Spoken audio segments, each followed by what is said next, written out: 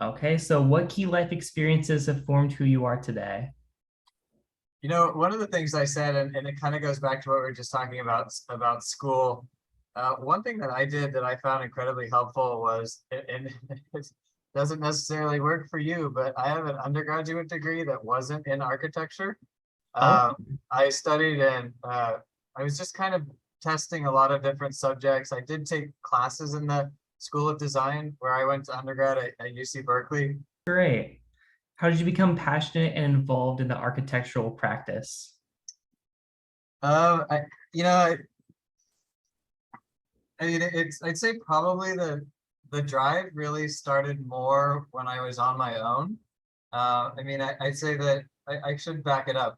It started more in grad school, and I think part of the reason for that is, like, to be honest, my parents paid for undergrad, but they never said they were going to pay for grad school.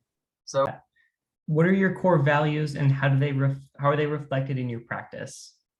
I've always been kind of a proponent of, like, study hard, work hard, and then also play hard.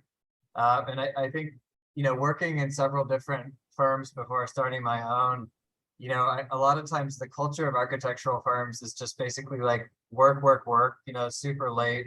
Obviously, school is like that too. And I didn't really, I kind of, uh, a little claim to fame is I never once spent an all-nighter in grad school, and I had very good grades. You value your free time as well. Yeah, for sure. What's your design process? It's funny. The reality of design, at least the niche that I operate in, I mean, you've been to Coronado, it sounds like our Right. properties are so small, and that's true with pretty much everywhere. I mean, I'll get the rare opportunity to work on like a 8-acre lot in Rancho Santa Fe or wherever it may be, but those seem to be, few and far between. So, the design is dictated by so many rules and regulations that it's almost like it's challenging sometimes to still find those means to bring creativity and, unique ideas into the mix. First things first. So at least that's the way I approach projects. Yeah, for sure. How do you collaborate with other individuals to realize your impactful work? I mean, every project has its team. It's an architect, it's a structural engineer, it's a contractor.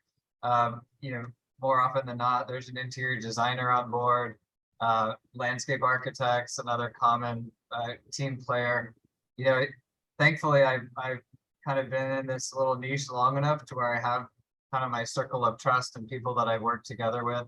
And Where would you just say design is going?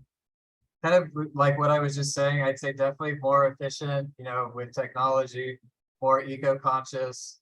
I'd say in a sense of like what is the concept of a house? I think people will be a little bit more critical of space and space that they need and space that they don't need. I think that while we design 7,000, 10,000 square foot homes and bigger, I don't think that that is going to be as common. I think people will just look more critically at what they actually need.